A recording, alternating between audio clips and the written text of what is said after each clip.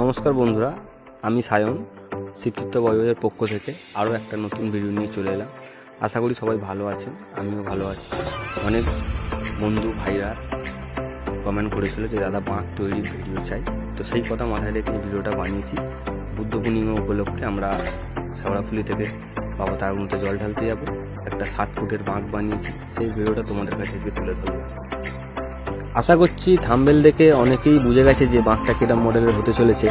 হ্যাঁ, আমি বাঁকটাতে 8খানা হাত করেছি, হাতের ওপরে প্রদীপ জ্বলছে লাইটিংয়ে, আর মধ্যিখানে একটা কাগজের গ্লোব করেছিলাম, সেটার ভেতরেও লাইট জ্বলছে। তো সবাইকে রিকোয়েস্ট করবো ভিডিওটা পুরো দেখার জন্য, কারণ আমি পুরো প্রথম থেকে হাত তৈরি থেকে বাঁক বাঁধা পুরো রেডি করা সব কিছুই ভিডিওটার মধ্যে দেখিয়েছি। হাত তৈরির জন্য লোহার স্ট্যান্ডগুলো আমি দোকান থেকে বানিয়ে নিয়েছিলাম। 8খানা স্ট্যান্ড বানিয়েছিলাম হাতের জন্য, আর মধ্যিখানে একটা গ্লোবের জন্য স্ট্যান্ড বানিয়েছিলাম। তো হাতটা বেসিক্যালি পুরোটাই জিআই তার ভিতরে আর খবরের কাগজ সুতো দিয়ে বেঁধে করেছিলাম। দেখতে পাচ্ছ তোমরা, জিআই তারগুলো দিয়ে হাতের 5টা আঙুলের শেপ বানিয়ে নিয়েছি, আর তার উপরে খবরের কাগজ দিয়ে রোল করে সুতো দিয়ে বেঁধে দিয়েছি। আর হাতের স্ট্যান্ডটা যেদিকে হাতটা বাঁকা ছিল সেই দিকে হেলিয়ে একটা মধ্যিখানে স্ক্রু করে রেখেছিলাম, যাতে প্রদীপটা সেখানে বসাতে পারি আমি। ভিডিওটা ফাস্ট করতে বাধ্য হয়েছি, কারণ 8খানা হাত তৈরি করতে অনেকটাই টাইম লেগেছিল। প্রথমে আঙুল তৈরি করা জিআই তার দিয়ে, তার উপরে খবরের কাগজ দিয়ে শেপ আনা, তার উপরে আঠা দিয়ে কাগজ মারা, পরে শুকিয়ে গেলে আবার টিস্যু মারা, অনেকটাই টাইম লেগেছে। যার জন্য ভিডিওটা ফাস্ট করতে হচ্ছে। সবটা তো যদি ওরমভাবে দেখাতে চাই তাহলে ভিডিওটা অনেকটাই বড় হয়ে যাবে আমার।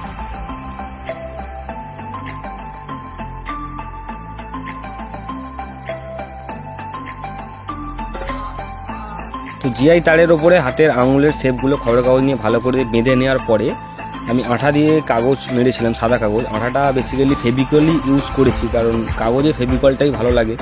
তো ফার্স্টে সাদা কাগজ মেরে নিয়েছিলাম, সেই সাদা কাগজটা শুকিয়ে যাওয়ার পরে তার উপরে আবার টিস্যু পেপার মেরেছিলাম আঠা দিয়ে, যাতে হাতের দেখতে ভালো লাগে। কারণ সাদা কাগজটা দিলে একটু মোটা কাগজ অনেকটা আটকে নিচ্ছে আঠাতে।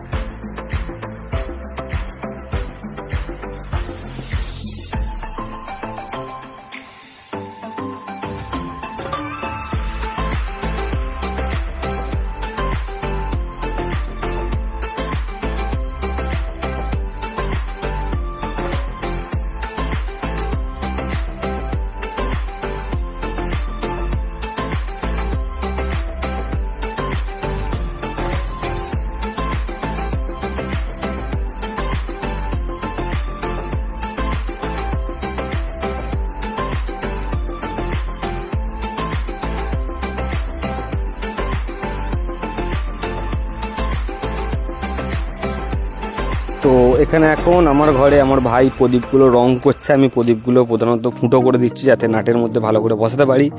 আর ওদিকে অরিজিৎ হাতে টিস্যু পেপারগুলো লাগাচ্ছে, এখানে প্রীতম বালাগুলো রং করছে হাতের। তো এখানে আমি নর্মালি ওয়াটার কালারই ইউজ করেছি, কারণ প্রদীপগুলো মাটির ছিল, তো ওয়াটার কালার দিতে বেশ ভালোই লাগছিল। পিঙ্ক কালার করেছিলাম প্রদীপগুলো, তার উপরে সবুজ দিয়ে ডিজাইন করেছিলাম।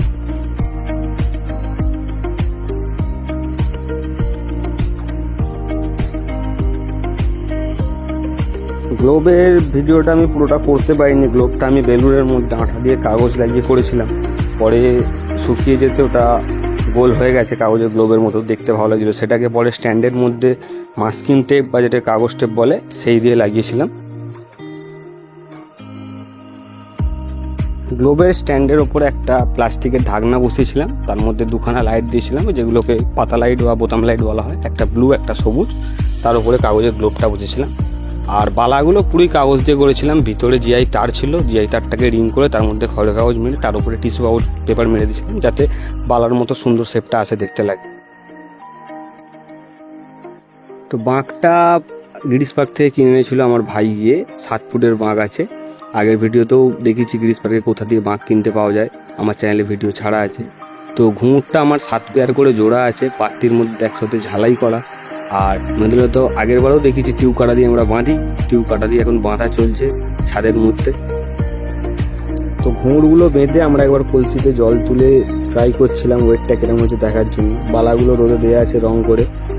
তো শিকেটা খুলে কলসিতে জলটা ভরে, আমাদের তো 10 লিটারের কলসি এটা, তো আগের বারে রাখি পূর্ণিমার যে ভিডিওটা দেখেছিলাম, চকলেট মাখ করেছিলাম, ওই কলসিটা ছিল 8 লিটারের। আমরা ফল নিয়ে গেছিলাম 8 কিলো।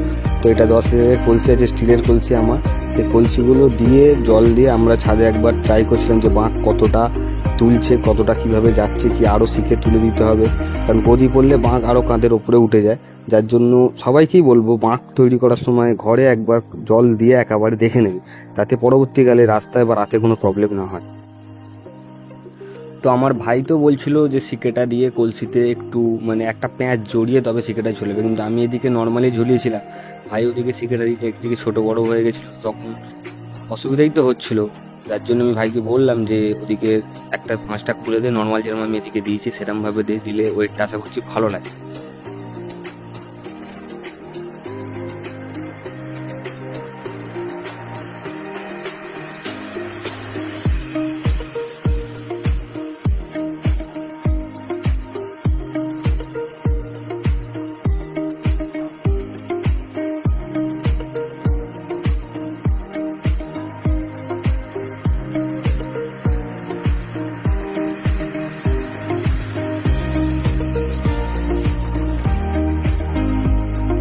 তো আমার এই শিকেগুলো মোটামুটি 6-7 বছর পুরনো হয়ে গেছে, সাওড়াফুলি থেকে কেনা শিকেগুলো, জালার শিকে। তো জানি না সবার কাছে কেরম কি শিখে থাকে, যদি জালার শিখে কেনো তাহলে যদি 7 ফুটের বাঁক নাও তাহলে আশা করছি পুরো ঝুলিয়ে দিতে হবে, কোনো প্যাঁচ দিতে লাগবে না। কারণ আমি এগুলো তো অনেক বছর আগে কিনেছি, ঠিক বলতে পারবো না এখন কতটা কি বড় হয়ে গেছে জালার শিকের সাইজ। কারণ এই শিকের সাইজগুলো আমি 6 বছর ধরে ইউজ করছি, আর প্রত্যেক পূর্ণিমাতেই নিয়ে যাই, আর এগুলো আমি কখনো প্যাঁচ দিই না, এমনি ক্রস করে শুধু ঝুলিয়ে দিই।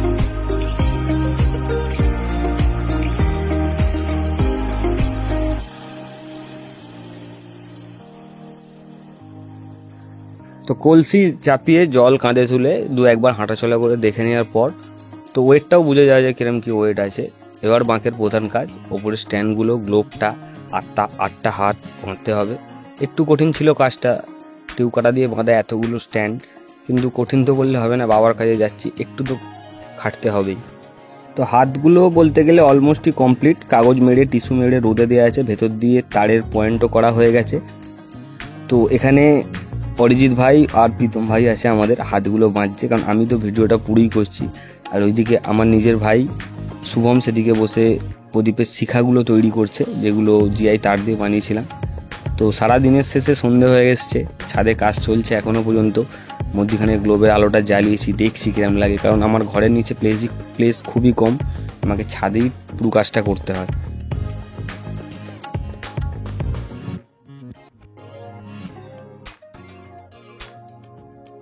তো বিগত 2 সপ্তাহ অক্লান্ত পরিশ্রম করার পর ফাইনালি এই পর্যায়ে এসে আমরা পৌঁছাতে পেরেছি। অলমোস্ট কাজ সব কমপ্লিট হয়ে গেছে, হাতে প্রদীপগুলো শুধু বসানো হবে আর শিখাগুলো লাগানো হবে।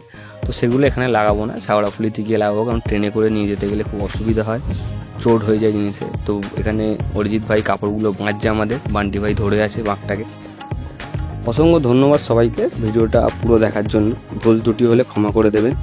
তো দেখা হচ্ছে পরবর্তী ভিডিও, শেওড়াফুলি থেকে তারকেশ্বর যাত্রা, বুদ্ধ পূর্ণিমা 2024। এইরকম ভিডিও দেখতে গেলে অবশ্যই চ্যানেলটাকে সাবস্ক্রাইব করে নেবেন, যাতে ভিডিওগুলো আমি আপলোড করলে আপনাদের কাছে তাড়াতাড়ি পৌঁছে যেতে পারে। ধন্যবাদ।